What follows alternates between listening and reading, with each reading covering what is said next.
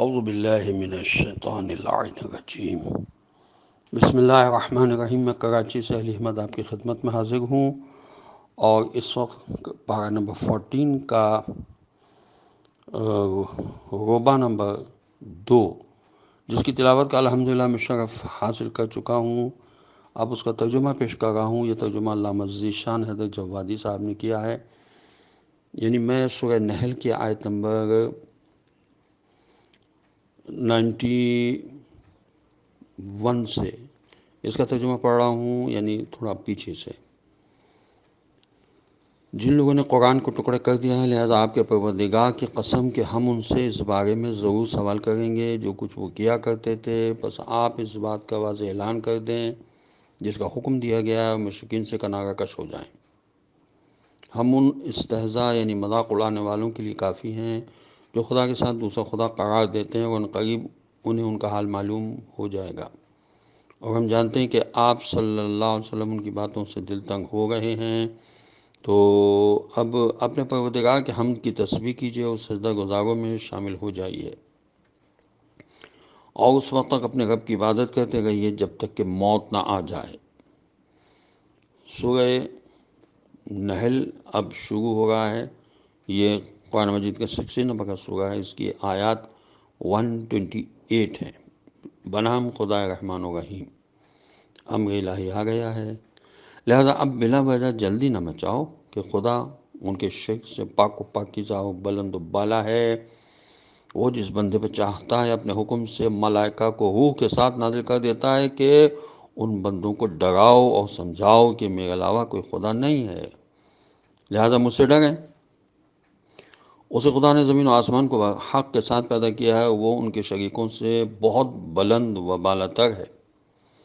اس نے انسان کو ایک قطرہ نجس سے پیدا کیا ہے، مگر پھر بھی وہ کھلم کھلا جھگڑا کرنے والا ہو گیا ہے۔ اور اسی نے چوپایوں کو بھی پیدا کیا ہے جن میں تمہارے لیے گرم لباس اور دیگر منافع کا سامان ہے، اور بعض کو تو تم کھاتے بھی ہو، اور تمہارے لیے انہی جانوروں میں سے زینت کا سامان ہے جب تم شام کو انہیں واپس لاتے ہو اور صبح کو چراگاہ کی طرف لے جاتے ہو، اور یہ حیوانات تمہارے بوجھ کو اٹھا کر ان شہروں تک لے جاتے ہیں، ان شہروں تک لے جاتے ہیں جہاں تم جان جوکھوں میں ڈالے بغیر نہیں پہنچ سکتے تھے۔ بے شک تمہارا پروردگار بڑا شفیق و مہربان ہے۔ اور اس نے گھوڑے، خچر اور گدھے کو پیدا کیا تاکہ اس پر سواری کرو اور اسے زینت بھی قرار دو، اور وہ ایسی چیزوں کو بھی پیدا کرتا ہے جن کا تمہیں علم بھی نہیں ہے، اور درمیانی راستے کی ہدایت خدا کی اپنی ذمہ داری ہے۔ اور بعض راستے کج بھی ہوتے ہیں، اور وہ چاہتا تو تم سب کو زبردستی راہ راست پہ لے آتا۔ وہ وہی خدا ہے جس نے آسمان سے پانی نازل کیا ہے، جس کا ایک حصہ پینے والا ہے اور ایک حصے سے درخت پیدا ہوتے ہیں جن سے تم جانوروں کو چراتے ہو۔ وہ تمہارے لیے زراعت، زیتون، خرمے، انگور اور تمام پھل اسی پانی سے پیدا کرتا ہے۔ اس امر میں بھی صاحبان فکر کے لیے اس کی قدرتی نشانیاں پائی جاتی ہیں۔ اور اسی نے تمہارے لیے رات، دن اور آفتاب و مہتاب سب کو مسخر کر دیا ہے، اور ستارے بھی اسی کے حکم کے تابع ہیں۔ بے شک اس میں بھی صاحبان عقل کے لیے قدرت کی بہت سی نشانیاں پائی جاتی ہیں۔ اور جو کچھ تمہارے لیے اس زمین کے اندر مختلف رنگوں میں پیدا کیا گیا ہے، اس میں بھی عبرت حاصل کرنے والی قوم کے لیے اس کی نشانیاں پائی جاتی ہیں۔ اور وہی وہ ہے جس نے سمندروں کو مسخر کر دیا ہے تاکہ تم اس میں سے تازہ گوشت کھا سکو اور پہننے کے لیے زینت کا سامان نکال سکو۔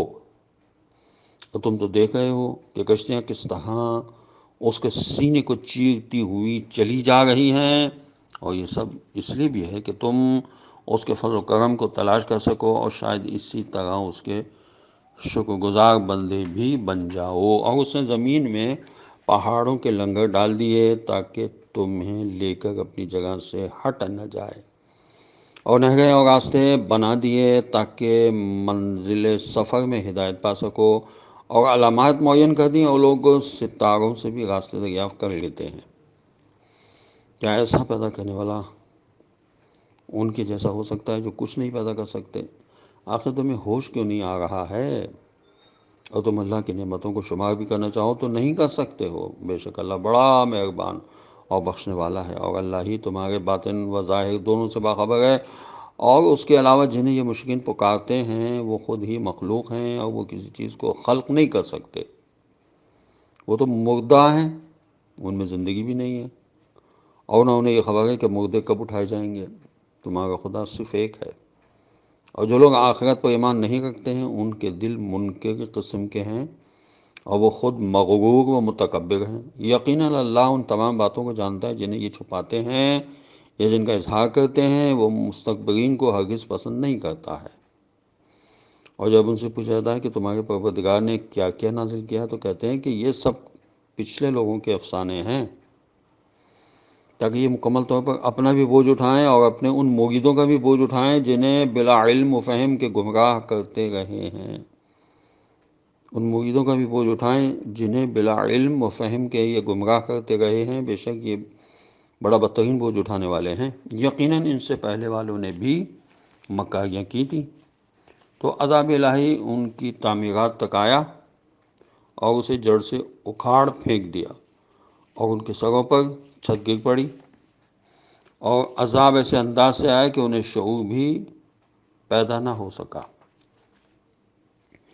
اس کے بعد وہ روز قیامت انہیں رسوا کرے گا اور پوچھے گا، کہاں ہیں وہ میرے شریک جن کے بارے میں تم جھگڑا کیا کرتے تھے؟ اس وقت صاحبان علم کہیں گے کہ آج رسوائی اور برائی ان کافروں کے لیے ثابت ہو گئی ہے جنہیں ملائکہ اس عالم میں اٹھاتے ہیں کہ وہ اپنے نفس کے ظالم ہوتے ہیں، تو اس وقت اطاعت کی پیشکش کرتے ہیں کہ ہم تو کوئی برائی نہیں کرتے تھے، بے شک خدا خوب جانتا ہے کہ تم کیا کیا کرتے تھے، جاؤ اب جہنم کے دروازوں سے داخل ہو جاؤ، ہمیشہ وہیں رہو کہ متکبرین کا ٹھکانہ بہت برا ہوتا ہے۔ اور جب صاحبان تقویٰ سے کہا گیا کہ تمہارے پروردگار نے کیا نازل کیا ہے، تو انہوں نے کہا کہ سب خیر ہے، بے شک جن لوگوں نے اس دنیا میں نیک اعمال کیے ہیں ان کے لیے نیکی ہے، اور آخرت کا گھر تو بہرحال بہتر ہے، اور وہ متقین کا بہترین مکان ہے۔ وہاں ہمیشہ رہنے والے باغات ہیں جن میں یہ لوگ داخل ہوں گے، اور ان کے نیچے نہریں جاری ہوں گی، وہ جو کچھ چاہیں گے سب ان کے لیے حاضر ہوگا۔ کہ اللہ اسی طرح ان صاحبان تقویٰ کو جزا دیتا ہے جنہیں ملائکہ اس عالم میں اٹھاتے ہیں کہ وہ پاکیزہ ہوتے ہیں، اور ان سے ملائکہ کہتے ہیں کہ تم پر سلام ہو، اب تم اپنے نیک اعمال کی بنا پر جنت میں داخل ہو جاؤ۔ کیا یہ لوگ صرف اس بات کا انتظار کر رہے ہیں کہ ان کے پاس ملائکہ آ جائیں یا حکم پروردگار آ جائے؟ تو یہی ان کے پہلے والوں نے بھی کیا تھا، اور اللہ نے ان پر کوئی ظلم نہیں کیا ہے، بلکہ یہ خود ہی اپنے نفس پر ظلم کرتے رہے ہیں۔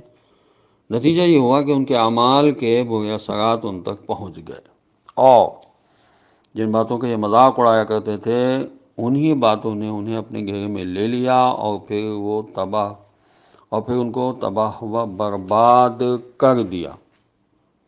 اور مشرکین کہتے ہیں کہ اگر خدا چاہتا تو ہم یا ہمارے بزرگ اس کے علاوہ کسی کی عبادت نہ کرتے،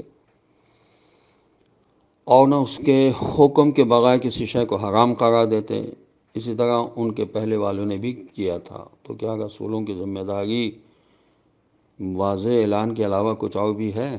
اور یقیناً ہم نے ہر امت میں ایک رسول بھیجا ہے کہ تم لوگ اللہ کی عبادت کرو، طاغوت سے اجتناب کرو۔ پھر ان میں بعض کو خدا نے ہدایت دے دی اور بعض پر گمراہی ثابت ہو گئی۔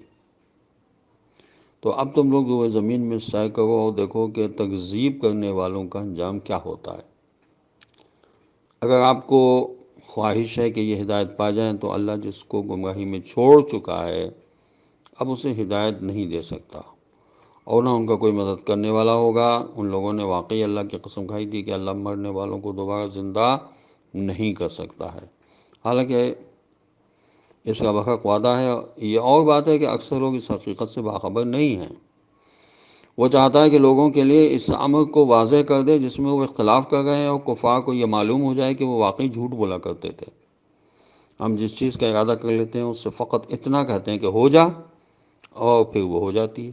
اور جن لوگوں نے ظلم سہنے کے بعد راہ خدا میں ہجرت اختیار کی ہے، ہم عنقریب دنیا میں بھی ان کو بہترین مقام عطا کریں گے، اور آخرت کا اجر تو یقیناً بہت بڑا ہے۔ اگر یہ لوگ اس حقیقت سے باخبر ہوں، یہی وہ لوگ ہیں جنہوں نے صبر کیا اور اپنے پروردگار پر بھروسہ کرتے رہے ہیں۔ اور ہم نے آپ صلی اللہ علیہ وسلم سے پہلے بھی مردوں ہی کو رسول بنا کے بھیجا ہے اور ان کی طرف بھی وہی کرتے رہے ہیں۔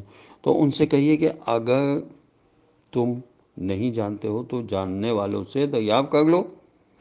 اور ہم نے ان رسولوں کو معجزات و گناہوں معاف کیجیے گا، اور ہم نے ان رسولوں کو معجزات و کتابوں کے ساتھ بھیجا ہے، اور آپ کی طرف بھی ذکر کو قرآن نازل کیا ہے تاکہ ان کے لیے ان احکام کو واضح کر دیں جو ان کی طرف نازل کیے گئے ہیں، اور شاید یہ اس بارے میں کچھ غور و فکر کریں۔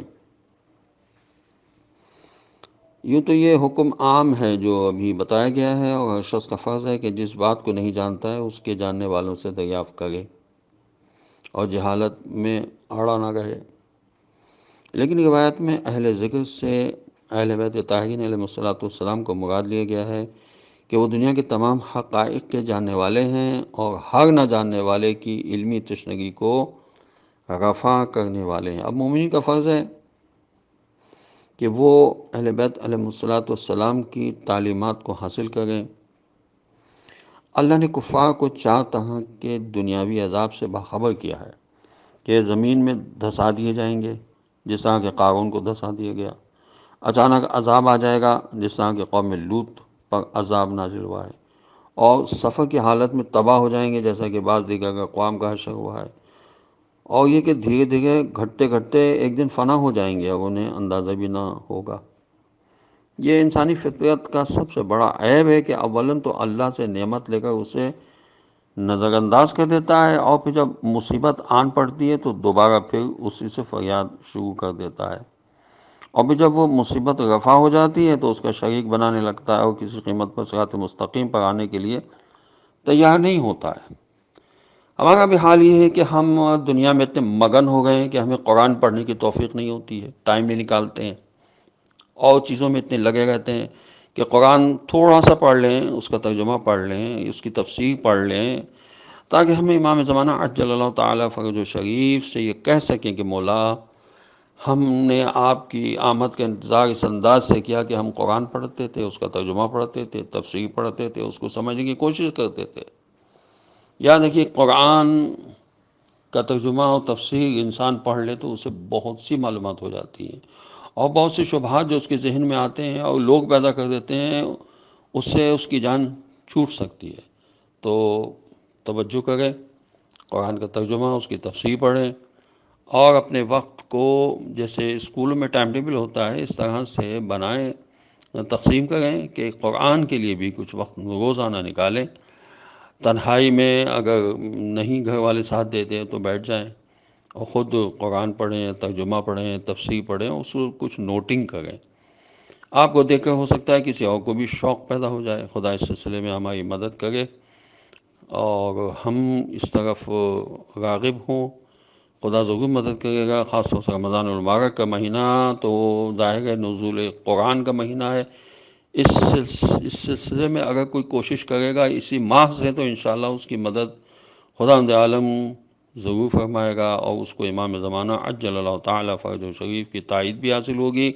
ہم جو یہ قرآن پورا انشاءاللہ تلاوت کریں گے، اس کو ہم اپنی جانب سے اور آپ سب کی جانب سے امام زمانہ عجل اللہ تعالیٰ فرجہ شریف کو یہ ہدیہ ہے۔ خدا ان کے ظہور میں تعجیل فرمائے اور ہمیں ان کے ناصران میں شامل ہونے کی توفیق نصیب کرے۔ والسلام علیکم ورحمۃ اللہ وبرکاتہ۔